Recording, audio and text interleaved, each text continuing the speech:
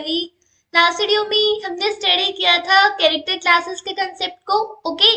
But आज हम study करेंगे negated character class and the predefined character class in the regular expression, okay, और we can say that regex. So let's start. So जैसे character class को अगर हमें use करना है कैरेक्टर क्लास को, सो जो कैरेक्टर क्लासेस होती हैं वो एक कलेक्शन होता है या फिर एक सेट होता है कैरेक्टर्स का, और जिनको हम किसकी हेल्प से क्रिएट करते हैं, जैसे स्क्वायर ब्रैकेट्स का यूज करके, और इसके इनसाइड में हम कैरेक्टर्स को रखेंगे। जैसे फॉर एग्जांपल मैंने रखा 0 से 9 तक जो डिजिट्स हैं, देन ये कैरेक्टर क्लास है। देन ए से जेड तक मैंने यहाँ पर रखा, तो ये भी एक कैरेक्टर क्लास है। या फिर आप अपनी चॉइस से कुछ भी रख सकते हैं, जैसे for example A E I O U, okay. यानी मतलब ये उन्हीं इन कैरेक्टर्स को मैच करेगा, ठीक है। इन पर्टिकुलर कैरेक्टर्स में से अगर कोई कैरेक्टर होगा तभी ये पैटर्न को मैच करेगा, ओके। इस चीज को हमने अच्छे से लास्ट वीडियो में स्टडी करा था, ठीक है। अब इन्हीं कैरेक्टर क्लासेस को हम नेगेटेड कैरेक्टर क्लास कैसे बनाएंगे? सो नेगेटेड कैरेक्टर क्लास को बनाने के लिए हम यूज करते हैं कैरेट का, ओके। किस सिंबल का यूज करते हैं हम? कैरेट सिंबल का। सो हमें कैसे इनको यूज करना है तो हम देखते हैं। सो आप कैरेट का यूज, जैसे फॉर एग्जांपल यहाँ पर जो हमारे पास स्क्वायर ब्रैकेट्स हैं उनके साइड में 0 से 9 का मतलब है कि ये 0 से 9 के बीच में अगर कोई भी डिजिट अगर है हमारे उस पैटर्न के अंदर, मतलब उस पर्टिकुलर पोजीशन पे, तो मैच करेगा, ठीक है। लेकिन इसी को नेगेटिव बनाने के लिए जो हमारी फर्स्ट ओपनिंग ब्रैकेट है, जो फर्स्ट ओपनिंग ब्रैकेट कौन सी है हमारे पास, जैसे ये हमारे पास जो है फर्स्ट ओपनिंग ब्रैकेट है, इसके बाद हम यूज करेंगे कैरेट सिंबल का, और इसके बाद मैं राइट करती हूँ जैसे 0 से 9, तो ये होती है हमारी नेगेटिव कैरेक्टर क्लास। ये क्या होती है? हमारी नेगेटिव कैरेक्टर क्लास। और इसका क्या मतलब है? इसका मतलब है नॉट अ डिजिट, यानी डिजिट नहीं होनी चाहिए। तो मतलब उसको नेगेट कर रहा है कि एक डिजिट नहीं होनी चाहिए। यहाँ पर इसका क्या मतलब था कि एक डिजिट होनी चाहिए 0 से 9 के बीच में कोई भी डिजिट, लेकिन इसका मतलब है कि डिजिट नहीं होनी चाहिए। सिमिलरली अगर आप इसी कैरेट को अगर आप इस तरीके से, जो हमारे पास ए से जेड है, अगर आप यहाँ पर यूज करते हैं तो इसका मतलब है कि स्मॉल लेटर नहीं होना चाहिए। अगर कोई भी कैरेक्टर हो सकता है, स्मॉल लेटर नहीं होना चाहिए, ठीक है। यहाँ पर क्या मतलब है कि अदर कोई भी कैरेक्टर हो सकता है लेकिन एक डिजिट नहीं होनी चाहिए, ओके। सिमिलरली अगर आप यहाँ पर लगाते हैं, जैसे फॉर एग्जांपल फिर से मैंने कैरेट लगाया और इसके बाद मैंने जैसे राइट किया, जैसे हमने राइट किया ए से जेड, एंड देन हमने कैपिटल ए से कैपिटल जेड, और इसके बाद हमने देखा कि और जैसे 0 से 9 भी हमने इंक्लूड कर लिया।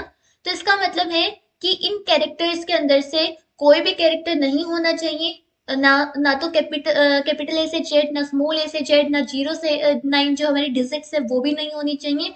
यानी जो अदर सिंबल्स हैं वो हो सकते हैं लेकिन ये नहीं होनी चाहिए, ठीक है। यानी उसका मतलब नोट में कन्वर्ट कर रहे हैं, नेगेट कर रहा है उस चीज को, उस कैरेक्टर क्लास को नेगेट कर रहे हैं। सो इसको हमें एग्जाम्पल में कैसे, मतलब हमारे कोड में कैसे इसको इंक्लूड करना है? सो हम यहाँ पर यूज करेंगे ग्रिप फंक्शन का पैटर्न मैचिंग के लिए, जिसमें हम सबसे पहले क्या होता है हमारा पैटर्न, सबसे पहले हमारा क्या होता है आर्ग्यूमेंट, एक पैटर्न होता है, ठीक है।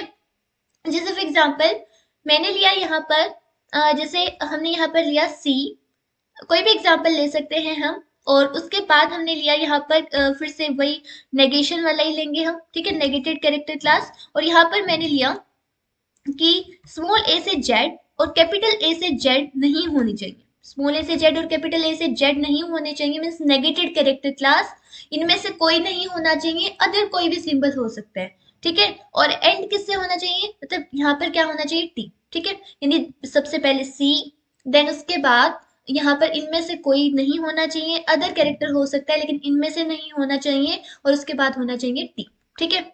अब ये जो है पैटर्न ये कहीं पर भी हो सकता है स्ट्रिंग में, ऐसा कोई मतलब फिक्स नहीं है कि स्टार्टिंग में होगा, मिड में होगा, एंडिंग में होगा, कहीं पर भी हो सकता है। वो स्टार्टिंग और एंडिंग आप कैरेट और डॉलर का साइन जो सिंबल होते हैं उसका यूज करके करेंगे, ओके।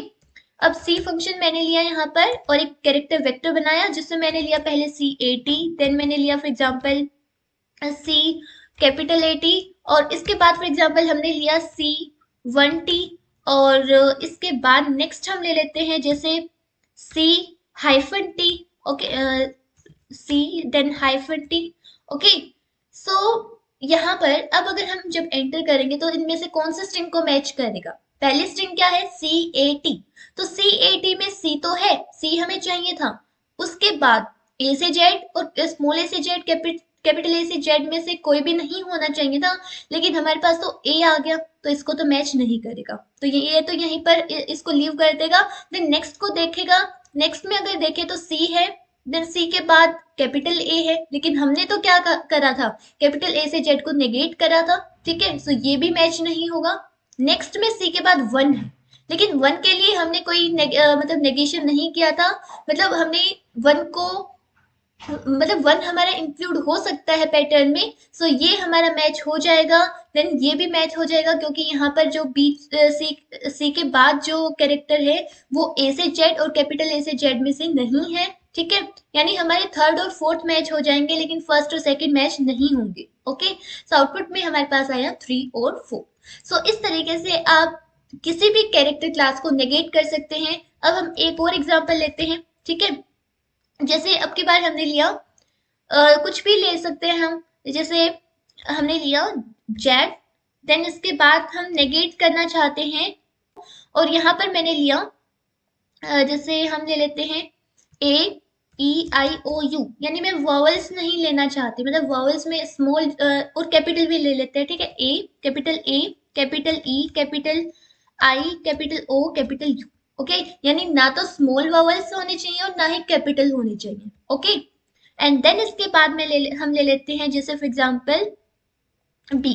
ओके, कुछ भी ले लेते हैं, ये तो जस्ट हम मतलब इस चीज को अंडरस्टैंड करने के लिए ले रहे हैं कि ताकि हम नेगेटेड कैरेक्टर क्लास को या कैरेक्टर क्लास के कंसेप्ट को समझ सके कि यूज कैसे करना है हमें इनको अपने पैटर्न के अंदर।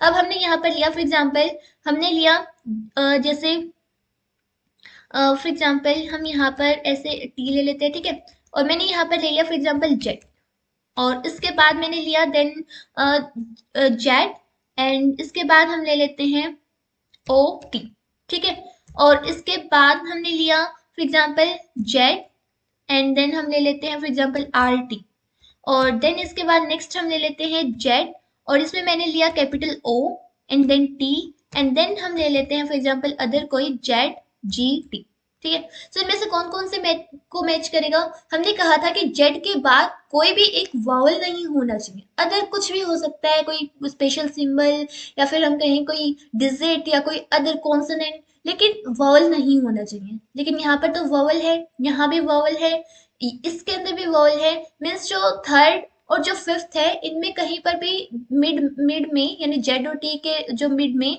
कहीं पर भी वावल नहीं है, किसमें, थर्ड और फोर्थ में, क्योंकि थर्ड में आर है और फिफ्थ में क्या है, जी है, ठीक है। सो यहाँ पर आएगा 3 और 5। सो इस तरीके से अगर आप किसी भी चीज को अपने एक्सप्रेशन में इंक्लूड नहीं करना चाहते, उसको नेगेट करना चाहते हैं, तो उसके लिए आपको कैरेट सिंबल का यूज करना होगा। लेकिन एक बात ध्यान रखना कि कैरेट सिंबल का यूज कहाँ करना है आपको, फर्स्ट ओपनिंग ब्रैकेट के बाद में, फर्स्ट ओपनिंग ब्रैकेट के बाद में। ओके, अगर आप यहाँ पर जैसे फॉर एग्जाम्पल अगर आप यहाँ पर भी अगर कैरेट का यूज करते हैं, अगर आप यहाँ कैरेट का यूज करते हैं, एक कैरेट यहाँ यूज हो रहा है, एक कैरेट यहाँ यूज हो रहा है, तो अंदर वाला जो है, जो फर्स्ट ओपनिंग स्क्वायर ब्रैकेट के बाद है, वो तो नेगेशन के लिए होता है, लेकिन यहाँ पर जो है ये किसके लिए होता है कि जो हमारा एक्सप्रेशन है वो बिगिन ही इससे होना चाहिए, जेड से, ठीक है, यानी बिगिनिंग के लिए क्या होता है, कैरेट, ठीक है। जैसे फॉर एग्जाम्पल मैं यहाँ पर ले लेती हूँ जैसे ये तो वैसे ही मैच नहीं हो रहा था, जैसे हमारे थर्ड मैच हो रहा था, ठीक है, जेड आर टी, क्योंकि वो उसके अकॉर्डिंग था। लेकिन अगर मैं यहाँ पर डी लगा देती हूँ, ठीक है, सो इसकी बिगनिंग किससे हो रही है, टी से, यहाँ पर मतलब इस स्ट्रिंग से या फिर हम कहें इस वर्ड से या इस कैरेक्टर से यहाँ पर स्टार्टिंग हो रही है, तो ये इसको जैसे ऊपर वाले एग्जाम्पल में थर्ड को मैच कर रहा था, क्योंकि वो उसके पैटर्न को फॉलो कर रहा है। लेकिन ये जो थर्ड है, यहाँ पर जो थर्ड स्ट्रिंग है, ये इसके पैटर्न को फॉलो नहीं कर रही, क्योंकि इसने कहा था कि स्टार्टिंग ही जेड से होनी चाहिए, लेकिन यहाँ पर तो क्या है, टी है, तो ये मैच नहीं करेगा, मीन्स ओनली फिफ्थ। ओके, यानी ओनली फिफ्थ मैच करेगा। पहले थर्ड और फिफ्थ दोनों हो रहे थे क्योंकि दोनों पैटर्न को फॉलो कर रहे हैं, लेकिन यहाँ पर ये सिर्फ फिफ्थ फॉलो कर रहा है, ठीक है।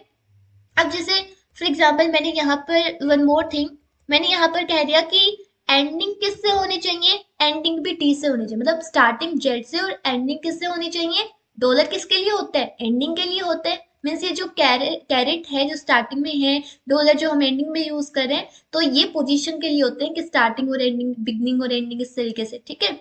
अब जैसे हम यहाँ पर ले लेते हैं वी। ओके, सो क्या, जैसे ये तो वैसे ही मतलब रिमूव हो जाएगा, मैच ही नहीं होगा ये तो वैसे ही, क्यों? क्योंकि स्टार्टिंग जेड से होनी चाहिए थी लेकिन स्टार्टिंग टी से है। यहाँ पर स्टार्टिंग तो जेड से है बट एंडिंग किससे है? वी से। लेकिन हमने क्या कहा था कि एंडिंग किससे होनी चाहिए? टी से।